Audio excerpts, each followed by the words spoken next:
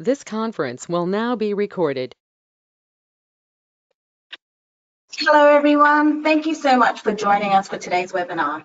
My name is Josephine Lee and I'm the Marketing Manager for Miller Group in APAC.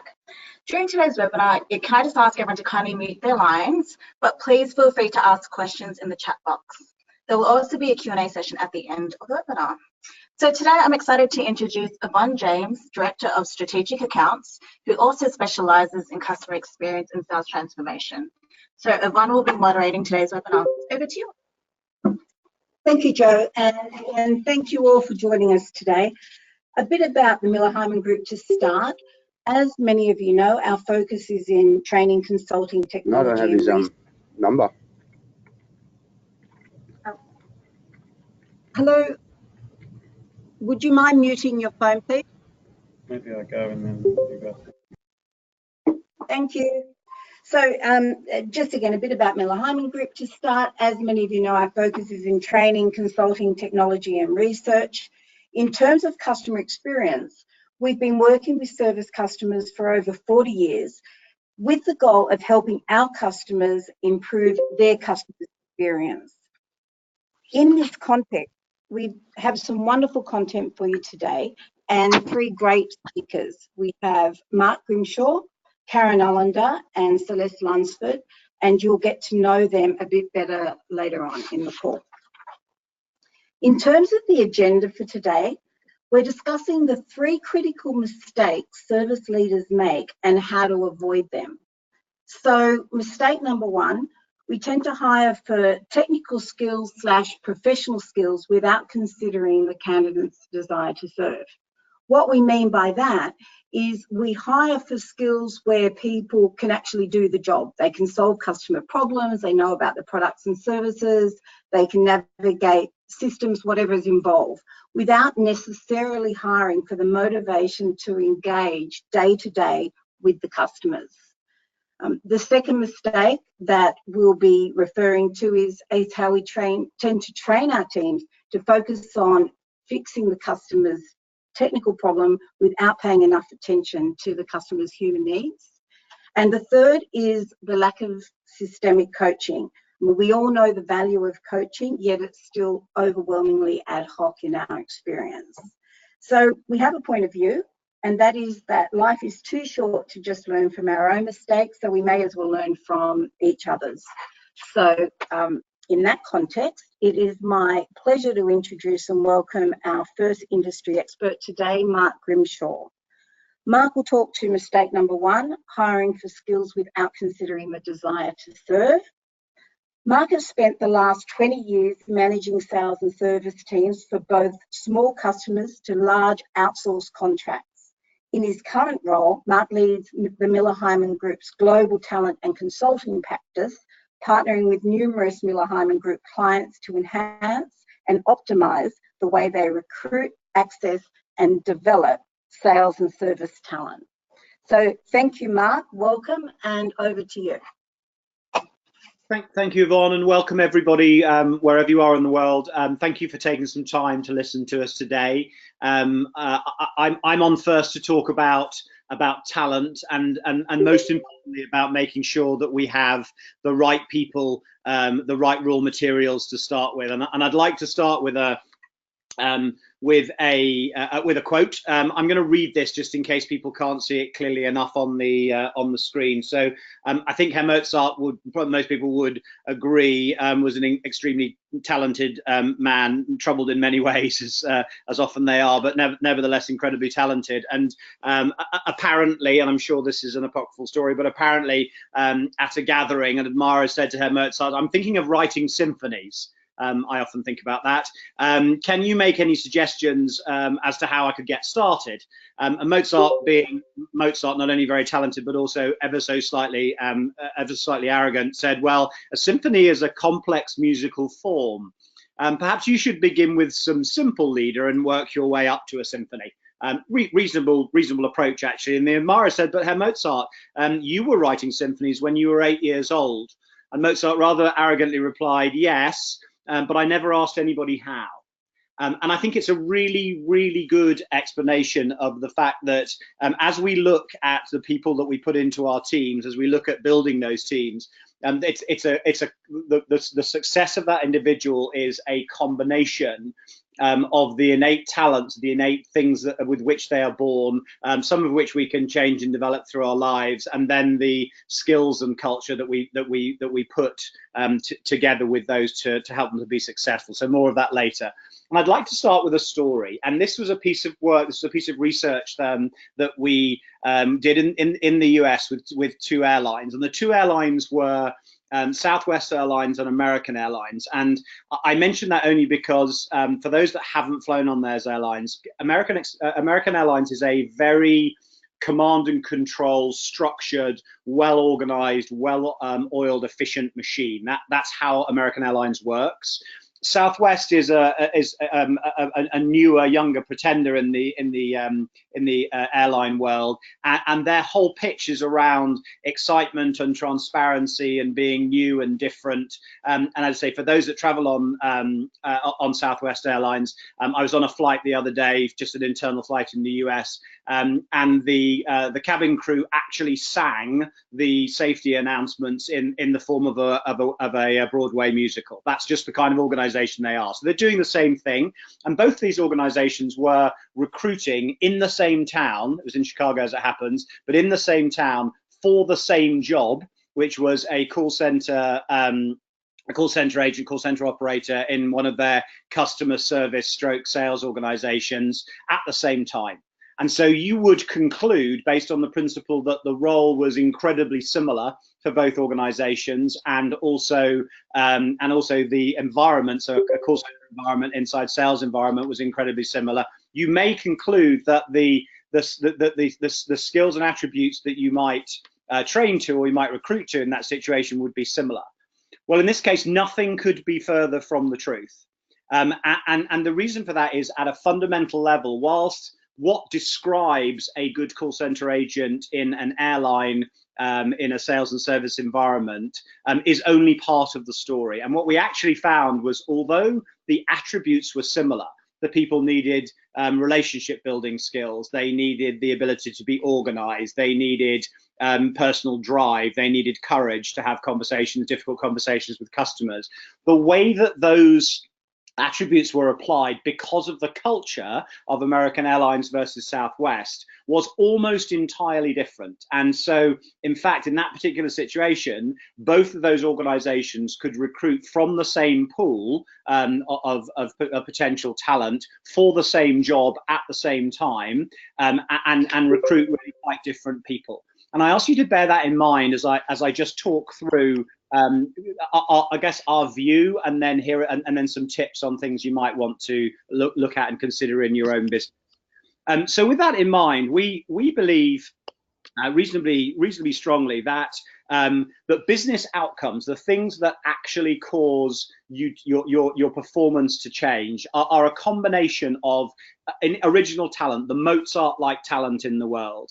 Skills that the people have, they're either skills you teach them, or they're skills that they come to your organization with.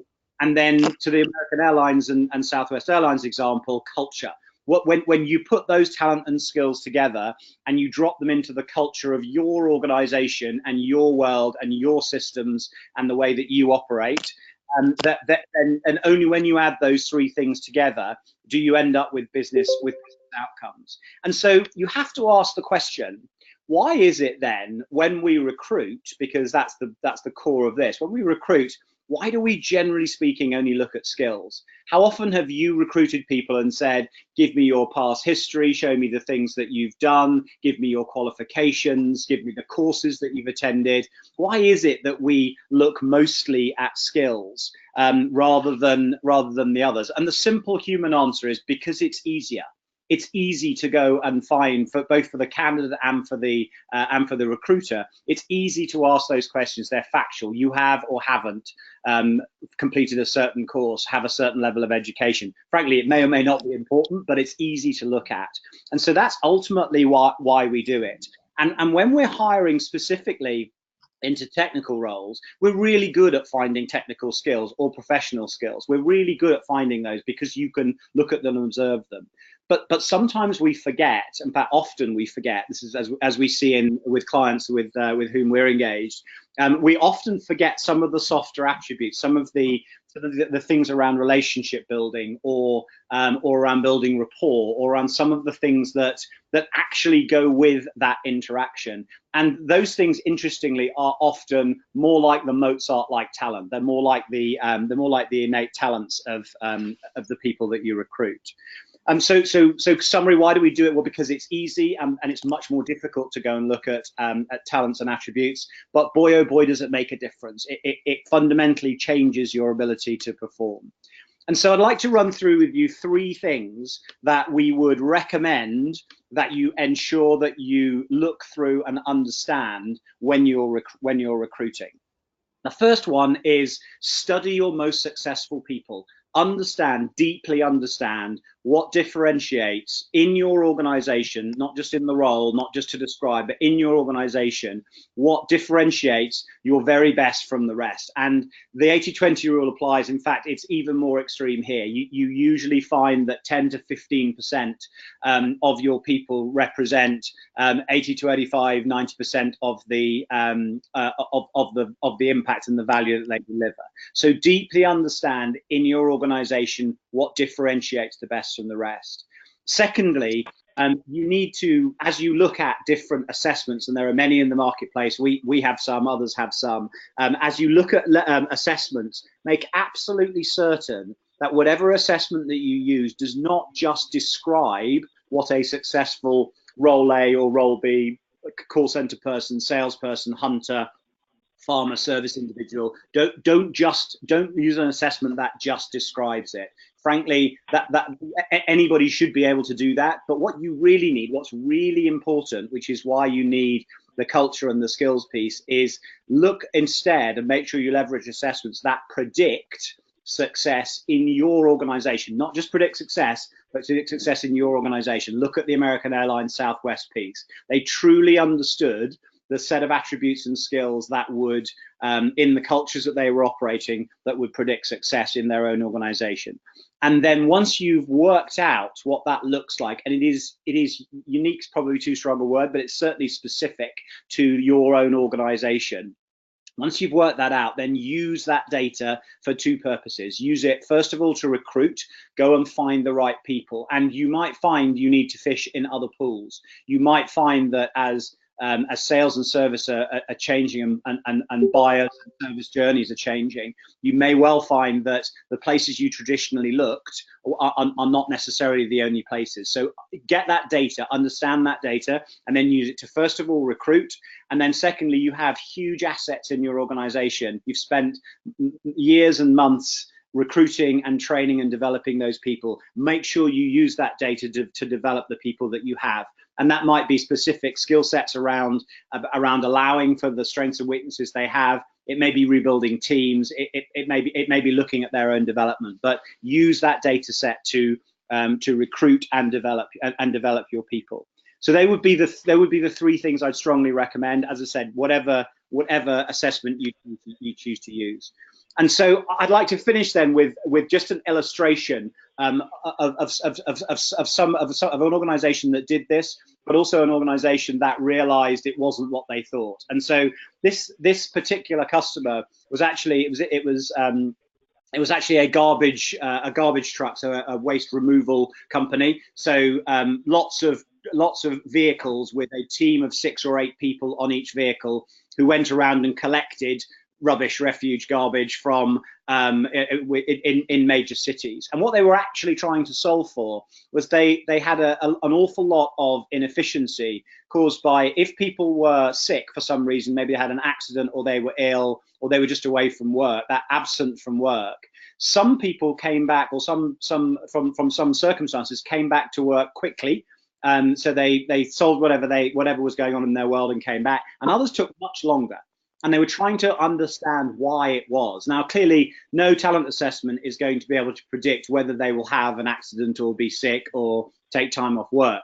But what we were able to look at was what were the attributes that caused them to come back more quickly. And actually what the number one factor, the number one thing that affected coming back to work in a garbage rubbish truck removal company was actually relationship.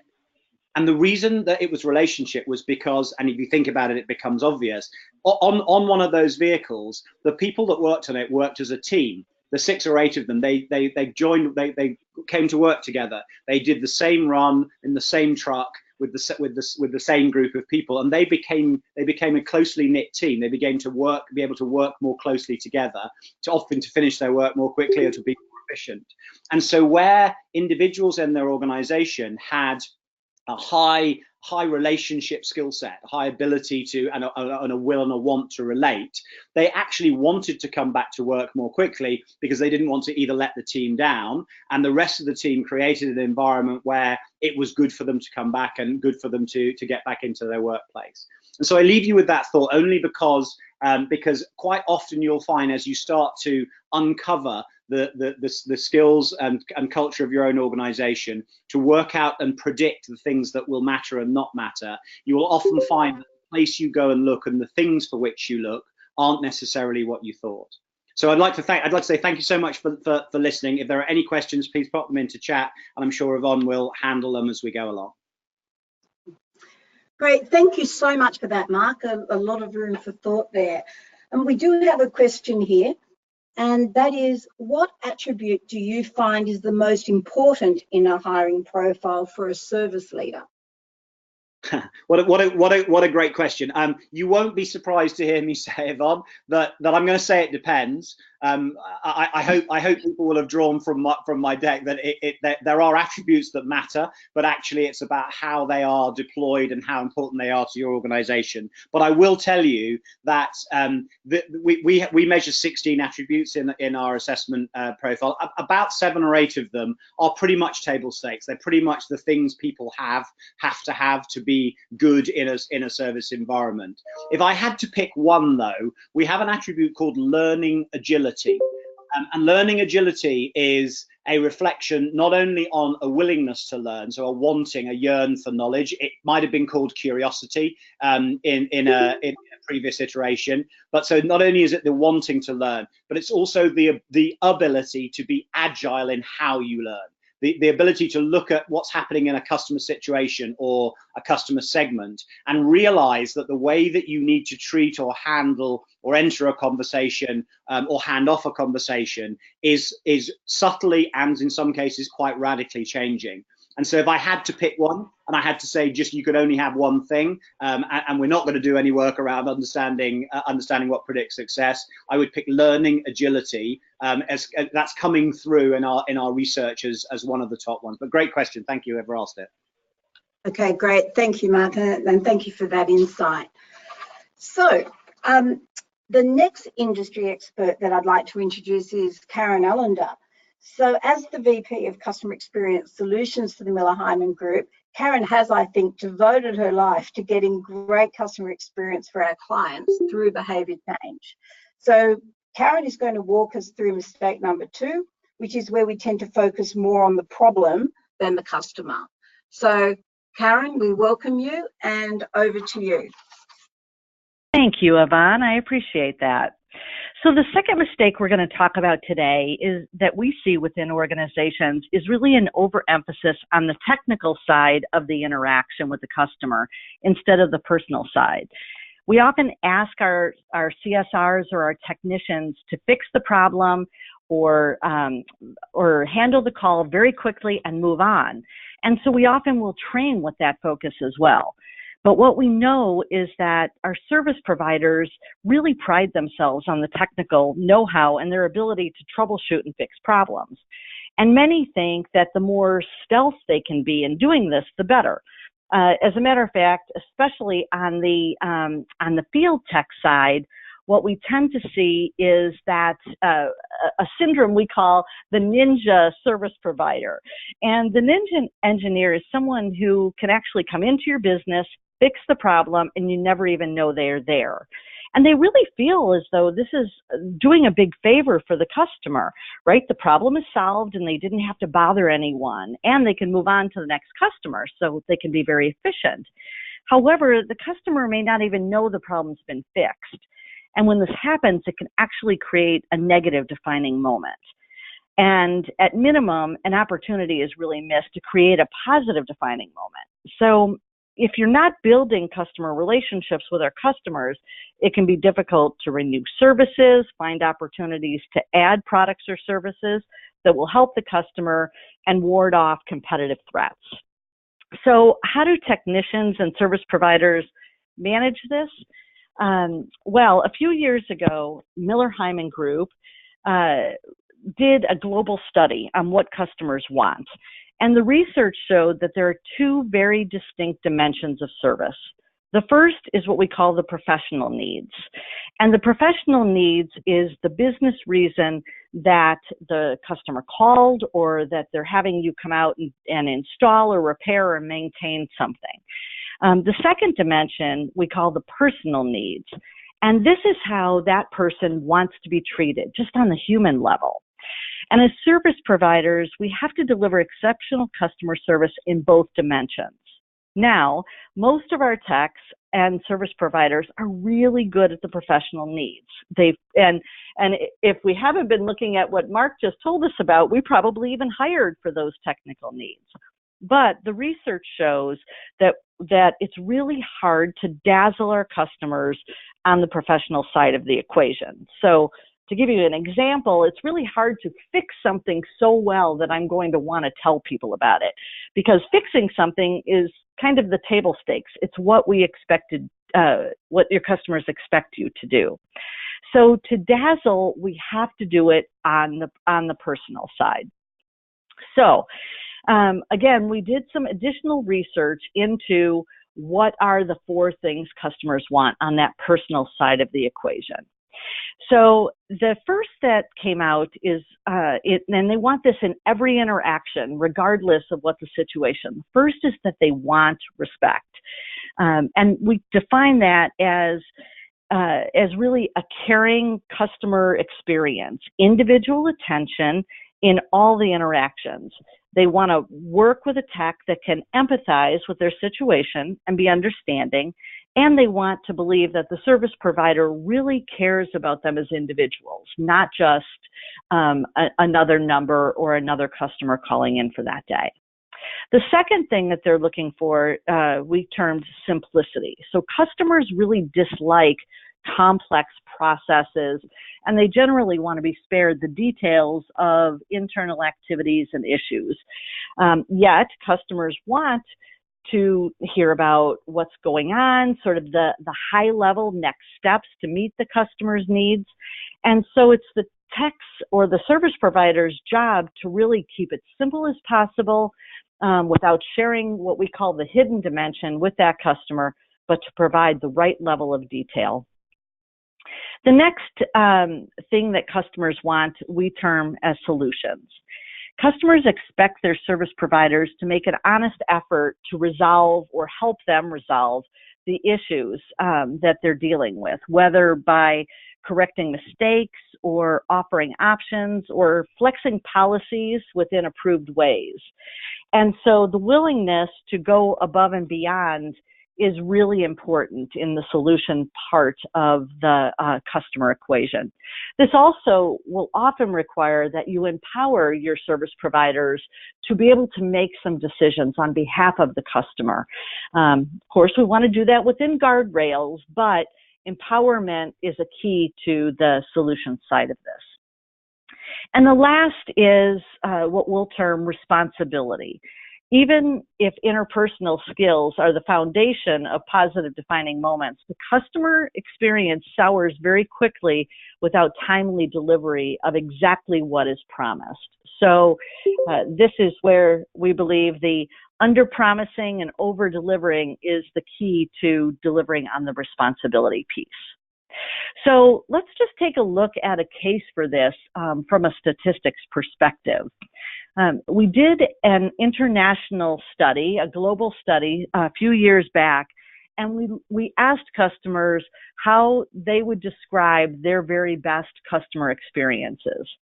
Well, not surprising, the very first thing they said is, you've got to resolve my issue. As I said, that was kind of table stakes to what is seen as a really positive customer experience.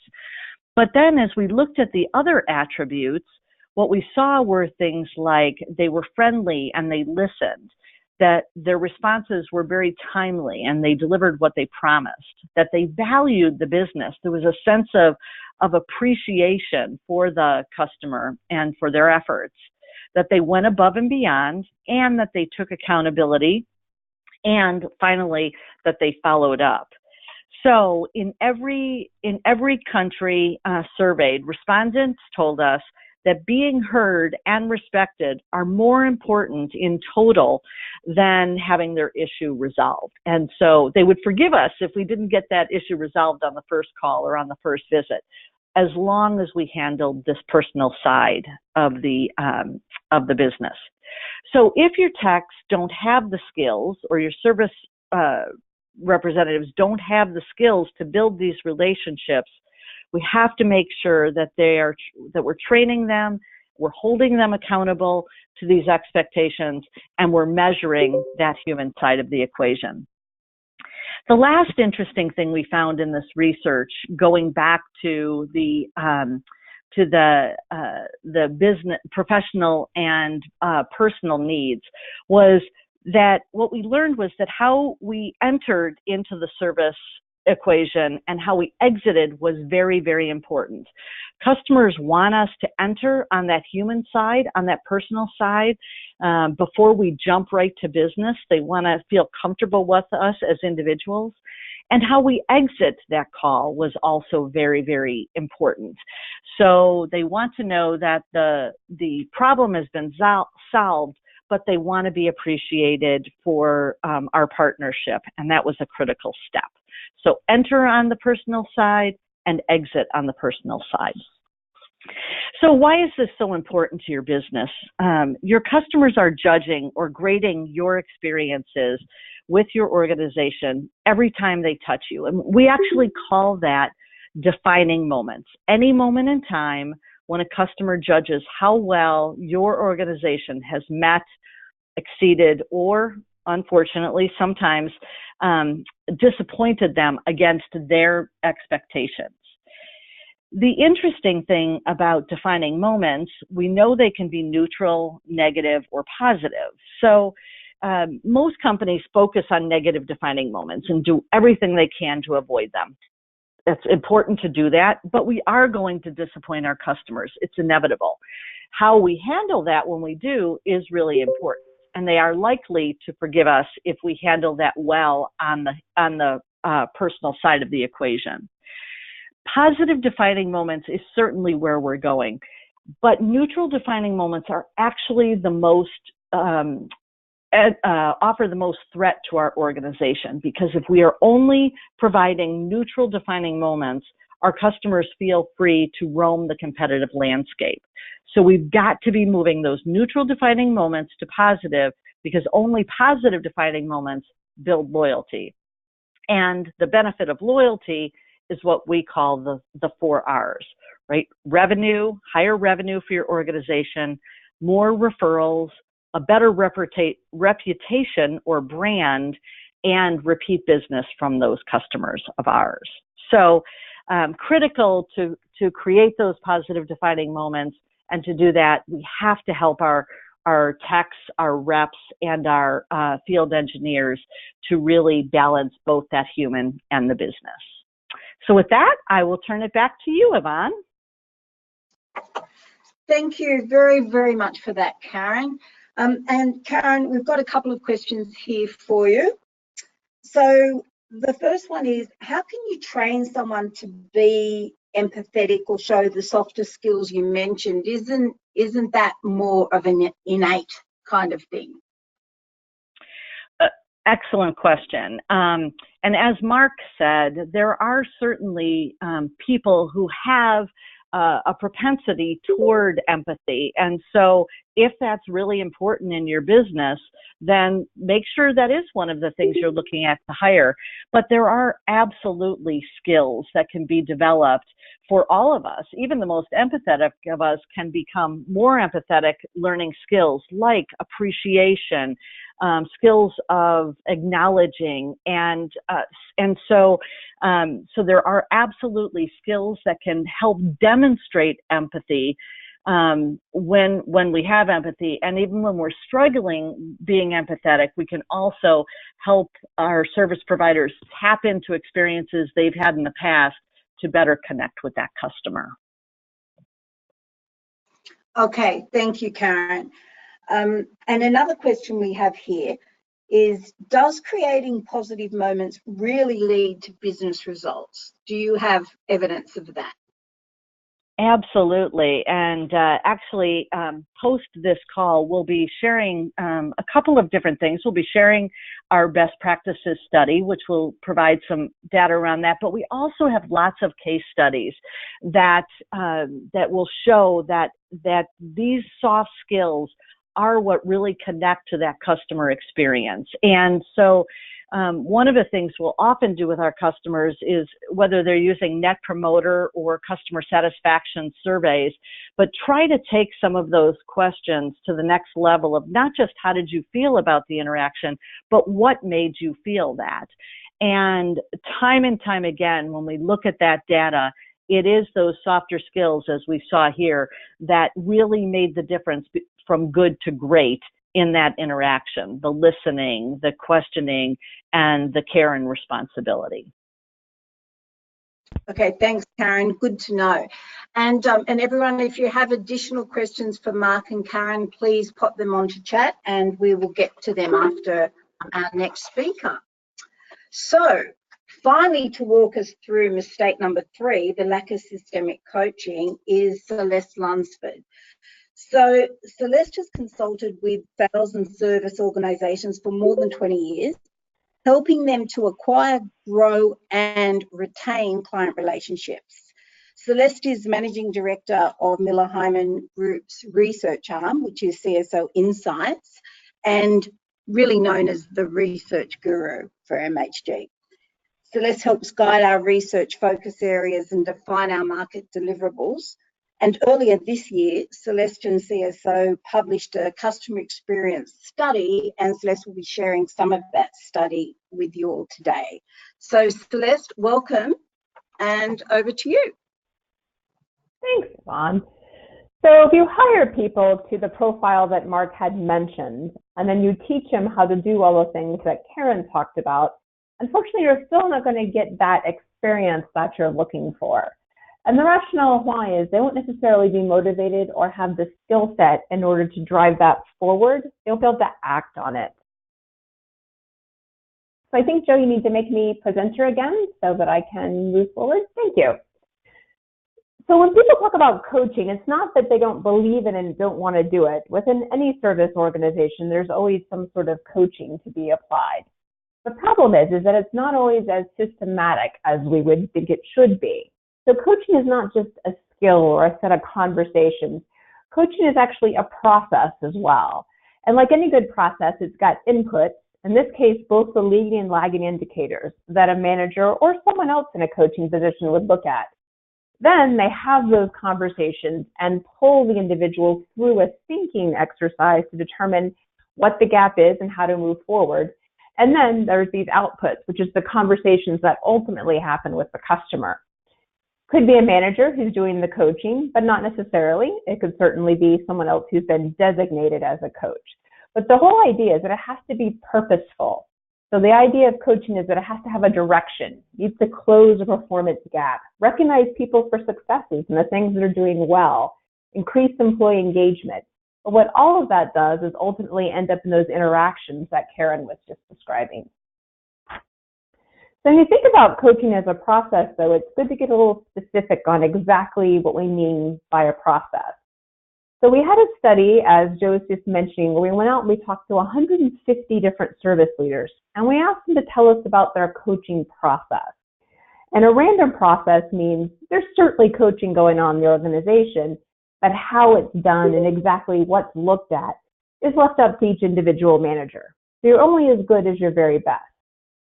An informal process meant that, yes, we have something documented somewhere. In fact, when we onboard people into a management role, we probably give them some sort of coaching class. We may even create a job aid, but we don't consistently use it.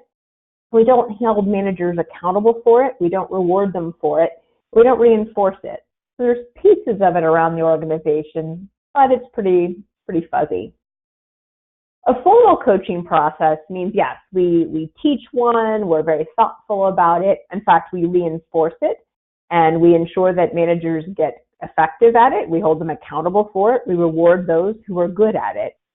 But it's standalone. It's not hinged into some bigger framework that Karen was talking about in terms of a desired customer experience. It's not connected to the training that service folks are getting. It's not connected to the content in the systems. It kind of hangs out there by itself. So that last piece is dynamic.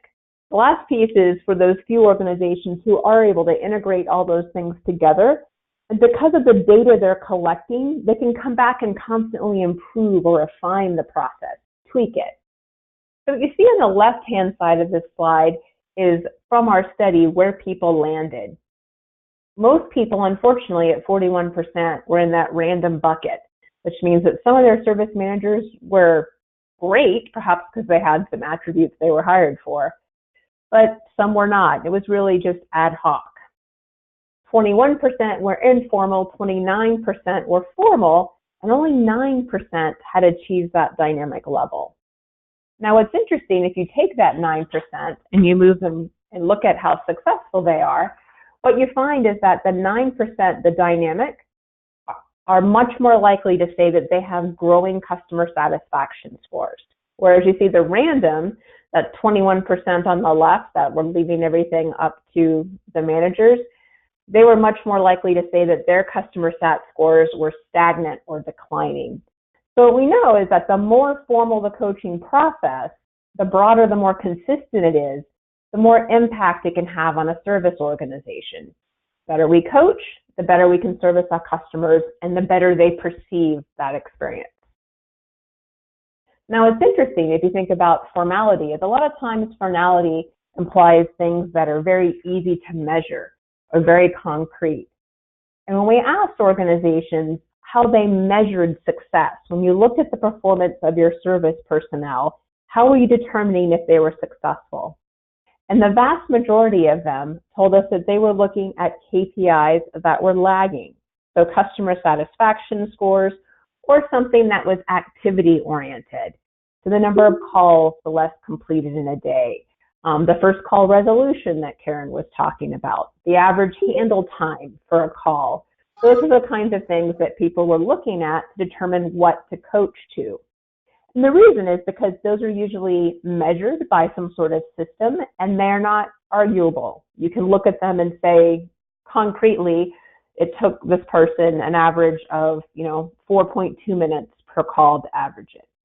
The problem is that that doesn't get to a lot of those behaviors that Karen was talking about. And in fact, what she said is some of those metrics aren't as important to how they perceive their human needs being met.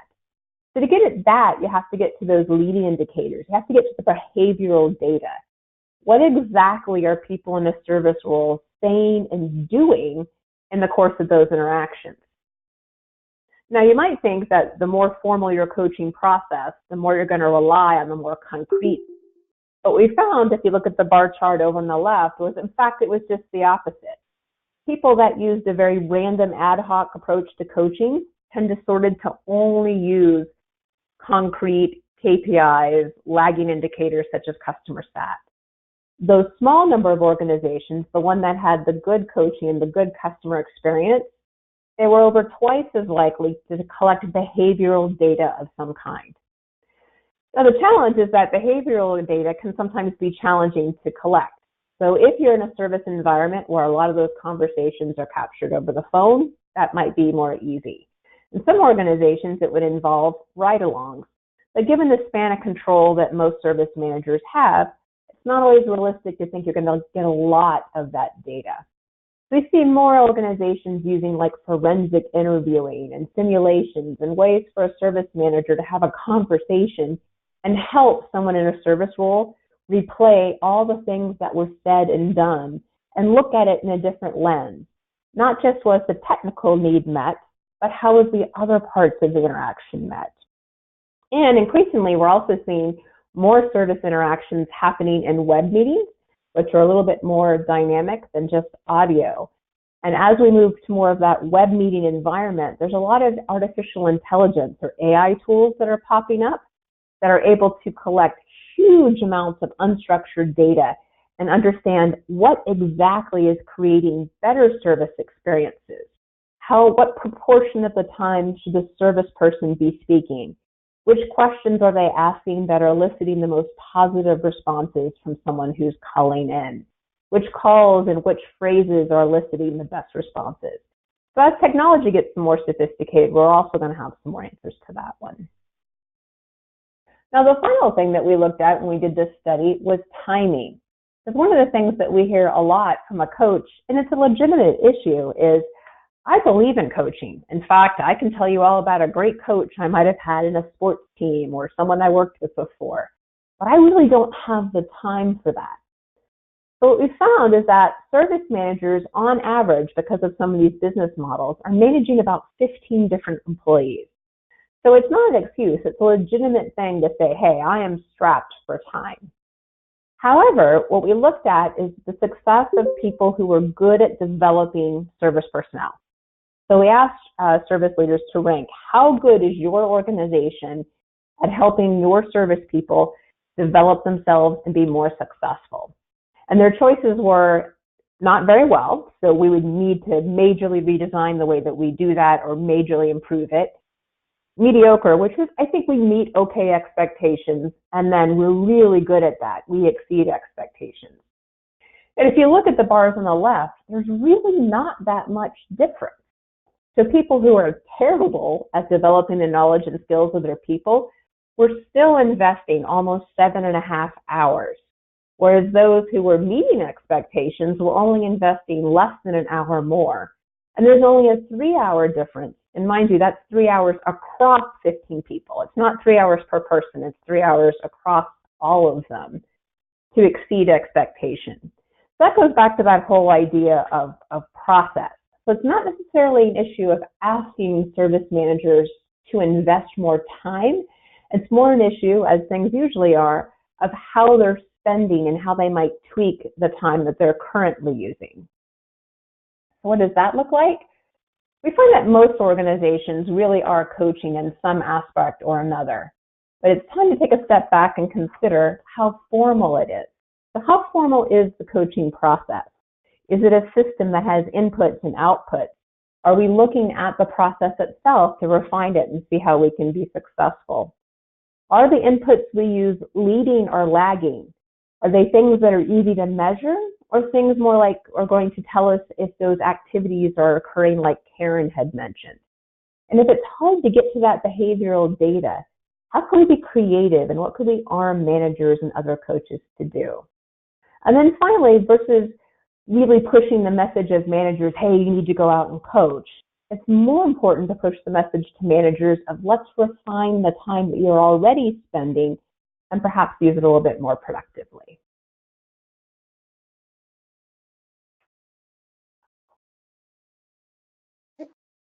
Thank you, Celeste. Thanks very much for that. Very, very insightful. Celeste, we've got a couple of questions for you here. So Sure. the first one is, where do you recommend we start? So what is the first step we should take in formalizing a coaching process? It's a great question. I think the first step needs to be one that's a little bit more subtle. I think the temptation is to say, hey, we really need to formalize this. So what we're going to do is we're going to list about 10 coaching activities that all of our managers have to do. We're going to create a bunch of forms. So we're going to have a kickoff form. We're going to have coaching forms. We're going to have weekly check-in forms. And from a manager's perspective, they don't look at that as productivity tools. They look at that as a whole bunch more work they have to do. And again, they're managing, up to 15 people. So when someone's going to go back and look at formalizing coaching, I always suggest that they go and find out people who are really good at it and who are recognized in the organization for being good at it, and finding out a couple of things they do that you can codify.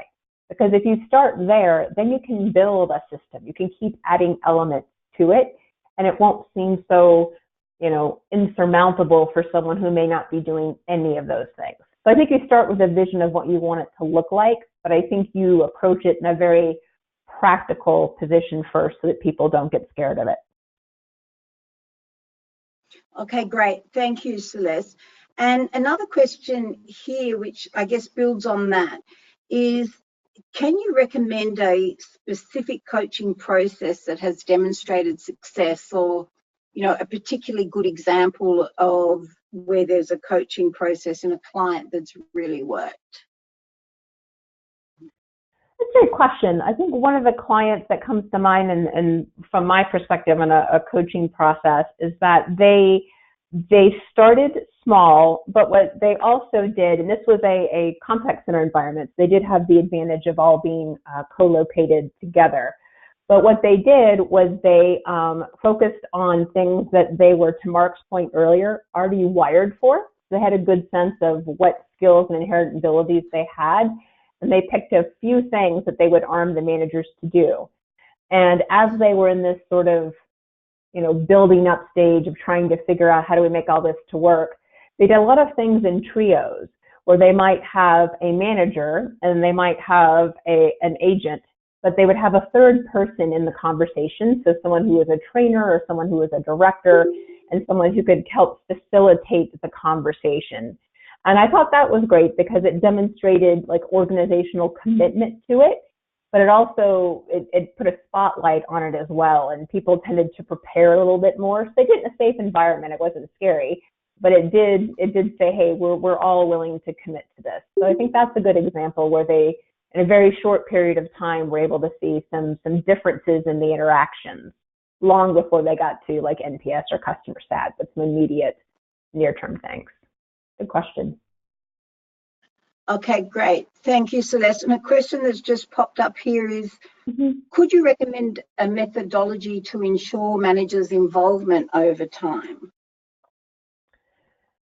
That's a great question. So I think from a manager's perspective, again, it goes back to that idea of being practical and being able to establish a cadence and a rhythm. So it's, okay, maybe we all agree that we're going to focus on coaching and we have some sort of kickoff exercise, but then there's some sort of periodic checkup. So first of all, you have to give them the skills to be successful. So you have to bring your managers together in person or virtually and establish a definition of this is what coaching is for us, because coaching is defined about 10 million different ways.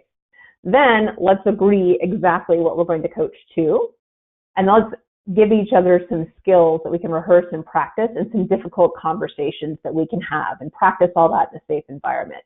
So I want to give Celeste some tough feedback and draw attention to a skills gap. But if I do that in the wrong way, she's going to get defensive and she's going to say, fine, just tell me what you want me to do.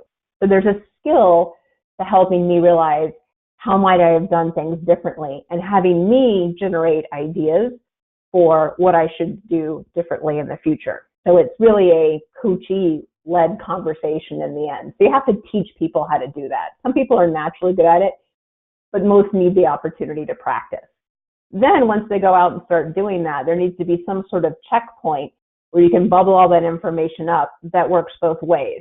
So the managers or coaches or quality or anybody else who's collecting the information can come back and say, these are the top 5 issues that all of our people tend to have. And sometimes it's a skill issue, so they need a lecture service training, but sometimes it's a content issue to say, this is the one complaint that we get from customers that we don't really have good language to answer. So let's take that back to product and get a good answer for that. So that way as a coach, you feel like I'm not just giving Celeste feedback for how she needs to do something better. I'm learning from my interactions with Celeste, and I'm getting some hurdles removed from that as well. And then I find managers feel at that point is they're getting the fulfillment from seeing their people get better, but they're also feeling like I have some evidence-based situations I can take back to my boss. So I think it really is, I think it's a skills issue, but I think it's also a cadence issue. Really good question. All right, thank you, Celeste, very helpful. Now we'll just move into our final Q&A. We've got a few more questions, and I'll just ask one of the speakers, to decide who's going to answer and let us know. So the question we have here is, do we have any examples of where a manager inherits a team and hasn't actually hired those people, and they don't have the criteria that Mark talked about earlier, and there's not a will really to make any wholesale change? How is that dealt? Levon, this is Karen. I'll provide an example of that, and this happens a lot, right? We come into a new role, we're promoted into a role, or come into a new organization, and you inherit this existing team. What we often will recommend to our customers is to try to do an assessment, a current skills assessment of the people that are there. And that can be formal or it can be informal. It can be as informal as using some criteria, getting with the supervisors in a group and just having an honest conversation about each of the service providers. Or it can be a very formal assessment process. But the opportunity of this is to really look at what are we good at today and where are the gaps. And often people want to jump right to the gaps. What I have seen most successful is let's celebrate what we're good at and acknowledge that and get some buy-in from the team that we're not doing everything wrong, that we really have some strengths here, and we can build upon those. Then we can start to turn our attention to the gaps and start filling those gaps with both skills training, but also that follow-up and coaching that Celeste spoke about. So I have seen that approach work very successfully. Mark or Celeste may have other examples, but that is one that I have recommended and seen work well. There's a plus. I agree that the other thing I find interesting there is I still think, it's worth assessing them to the conversation that Mark had earlier to find out exactly how they are wired. And that, to Karen's point, you can find out how you might leverage that in perhaps a different way or work around that. So for example, maybe they are not wired to have a real strong people orientation. They have really good technical skills, but they're not as comfortable in a people orientation. So how would you deal with that? Well, you'd probably do a lot more role plays. You do a lot more rehearsals. You might script a lot more answers. Don't you ever want them to feel scripted, but if they feel like they're at a loss for words, what they might need is thought starters. You might put something into your system to prompt them with questions. So there's ways you can figure out how do I leverage what they have, or maybe work around something that doesn't come as naturally, but you still have to know how they're wired. Okay, thank you, Celeste. Anything to add, Mark, or is that covered? I couldn't have put it any better than Celeste has. I think when you're faced with either as a new leader taking over an existing team, and you might be new to the company or new just to the team, the very best you can do is rearrange your resources and support and help them sufficiently. So I completely agree with Celeste's comments. Spot on. Okay, great. Thank you.